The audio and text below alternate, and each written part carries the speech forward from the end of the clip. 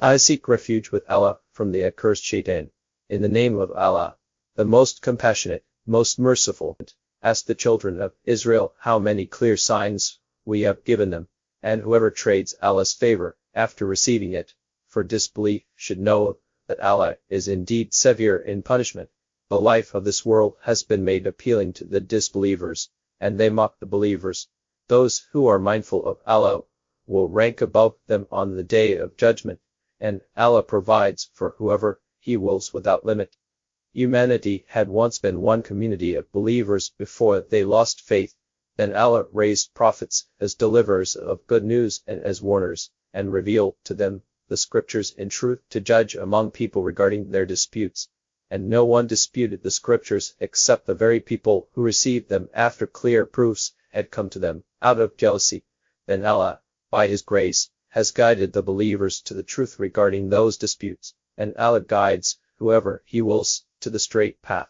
Do you think you will be admitted into paradise without being tested like those before you? They were afflicted with suffering and adversity, and were so violently shaken that even the messenger and the believers with him cried out, "When will Allah's help come?"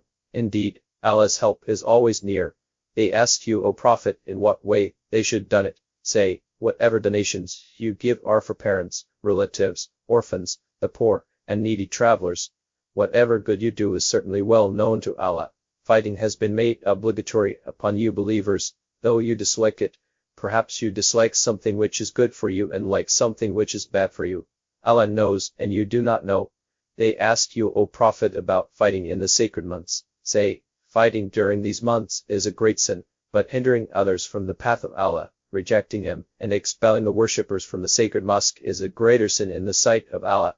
For persecution is far worse than killing, and they will not stop fighting you until they turn you away from your faith, if they can. And whoever among you renounces their own faith and dies a disbeliever, their deeds will become void in this life and in the hereafter. It is they who will be the residents of the fire. They will be there forever. Surely those who have believed, emigrated, and struggled in the way of Allah, they can hope for Allah's mercy. And Allah is all-forgiving, most merciful. They ask you, O Prophet, about intoxicants and gambling. Say, there is great evil in both, as well as some benefit for people, but the evil outweighs the benefit. They also ask you what they should done it. Say, whatever you can spare. This is how Allah makes His revelations clear to you believers, so perhaps you may reflect upon this world and the hereafter. And they ask you concerning orphans. Say, improving their condition is best, and if you partner with them, they are bonded with you in faith, and Allah knows who intends harm and who intends good. Had Allah willed, He could have made it difficult for you.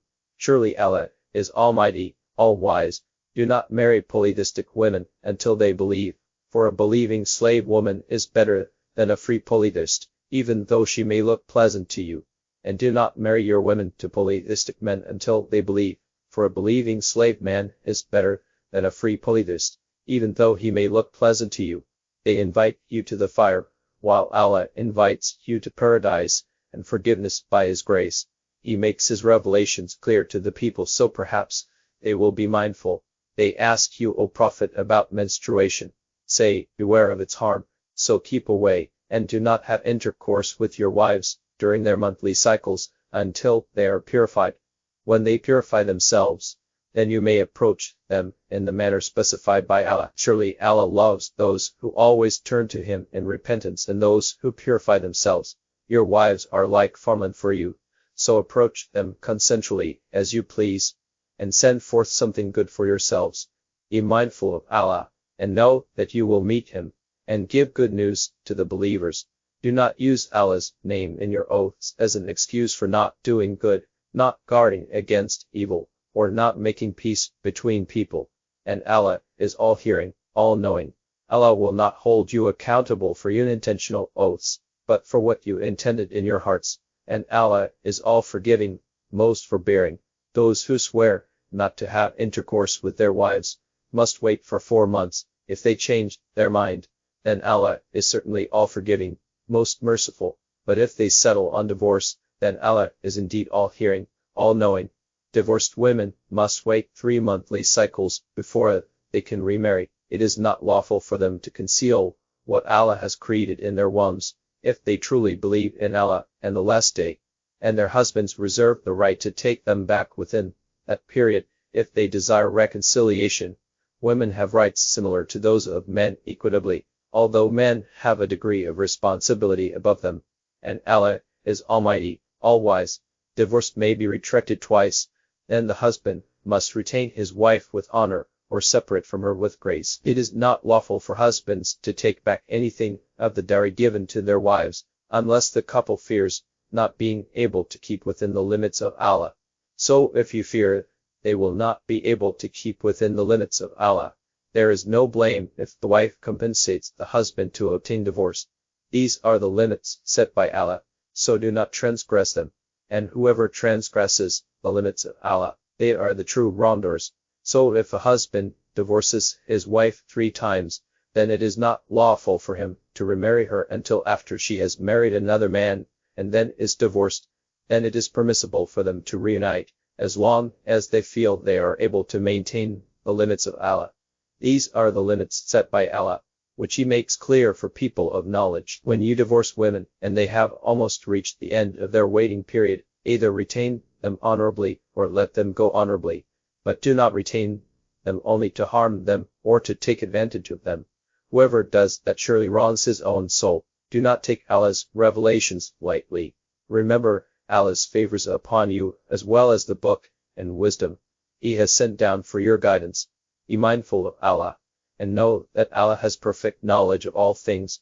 When you have divorced women, and they have reached the end of their waiting period, do not prevent them from remarrying their ex-husbands, if they come to an honorable agreement.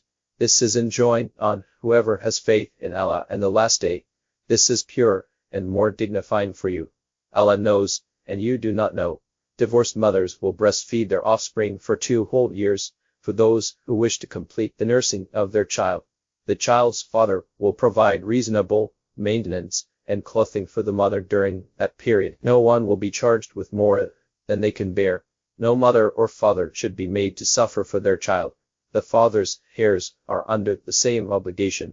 But if both sides decide, after mutual consultation and consent, to wean a child, then there is no blame on them. And if you decide to have your children nursed by a wet nurse, it is permissible, as long as you pay fairly. Be mindful of Allah, and know that Allah is all-seeing of what you do. As for those of you who die and leave widows behind, let them observe a waiting period of 4 months and 10 days. When they have reached the end of this period, then you are not accountable for what they decide for themselves in a reasonable manner, and Allah is all aware of what you do. There is no blame on you for subtly showing interest in divorced or widowed women, or for hiding the intention in your hearts.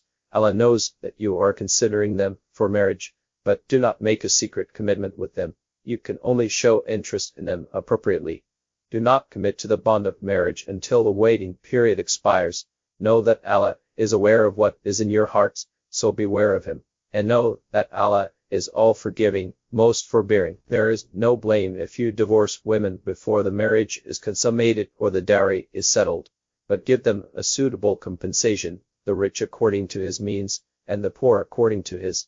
A reasonable compensation is an obligation on the good doers, and if you divorce them before consummating the marriage, but after deciding on a dowry, pay half of the dowry, unless the wife graciously waives it or the husband graciously pays in full. Graciousness is closer to righteousness, and do not forget kindness among yourselves. Surely Allah is all-seeing of what you do. Observe the 5 obligatory prayers, especially the middle prayer, and stand in true devotion to Allah. If you are in danger, pray on foot or while riding, but when you are safe, take time to remember Allah for teaching you what you did not know.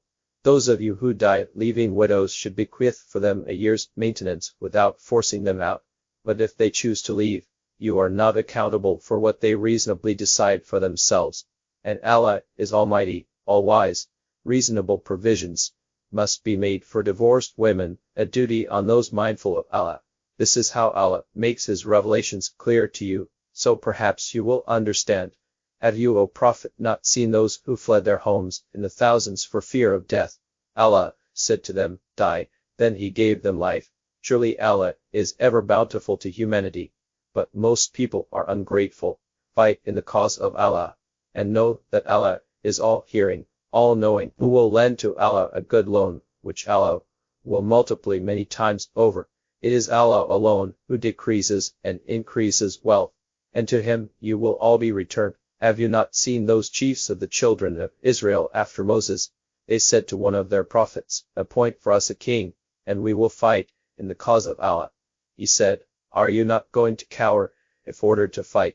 They replied, how could we refuse to fight in the cause of Allah, while we were driven out of our homes and separated from our children? But when they were ordered to fight, they fled, except for a few of them, and Allah has perfect knowledge of the wrongdoers. Their prophet told them, Allah has appointed Saul to be your king. They protested, how can he be our king when some of us are more deserving of kingship than he, and he has not been blessed with vast riches? He replied, Allah has chosen him over you and blessed him with knowledge and stature. Allah grants kingship to whoever he wills, and Allah is all bountiful, all knowing. Their prophet further told them, the sign of Saul's kingship is that the ark will come to you containing reassurance from your Lord and relics of the family of Moses and the family of Aaron, which will be carried by the angels. Surely in this is a sign for you, if you truly believe. When Saul marched forth with his army, he cautioned, Allah will test you with a river, so whoever drinks his fill from it is not with me, and whoever does not taste it, except a sip from the hollow of his hands, is definitely with me. They all drank their fill except for a few. When he and the remaining faithful with him crossed the river, they said, now we are no match for Goliath and his warriors. But those believers who were certain they would meet Allah reasoned, how many times has a small force vanquished a mighty army by the will of Allah? And Allah is always with the steadfast. When they advanced to face Goliath and his warriors, they prayed, our Lord, shower us with perseverance, make our steps firm, and give us victory over the disbelieving people. So they defeated them by Allah's will, and David killed Goliath, and Allah blessed David with kingship and wisdom and taught him what he willed. Had Allah not repelled a group of people by the might of another, corruption would have dominated the earth. But Allah is gracious to all. These are Allah's revelations, which we recite to you, O Prophet, in truth, and you are truly one of the messengers.